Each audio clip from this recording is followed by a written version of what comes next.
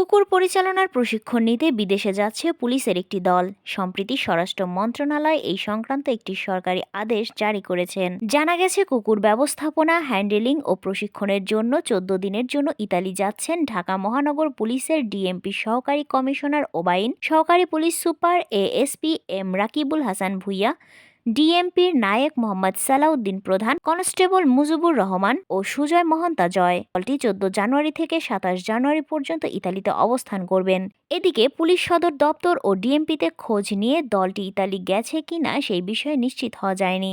জানা গেছে, তামাম কর্পোরেশন পুলিশের ডগ স্কোয়াডের জন্য ইতালি থেকে 10টি কুকুর কেনার দরপত্রে কার্যাদেশ পেয়েছে। মূলত এই কুকুরগুলো পরিচালনায় প্রশিক্ষণ নিতেই ইতালি যাওয়ার কথা দলটির। শর্ত অনুযায়ী সব খরচ বহন করবে সরবরাহকারী প্রতিষ্ঠান। $9,072 বা বাংলাদেশি মুদ্রায় 11 লাখ টাকা দরে কেনা হচ্ছে এসব কুকুর।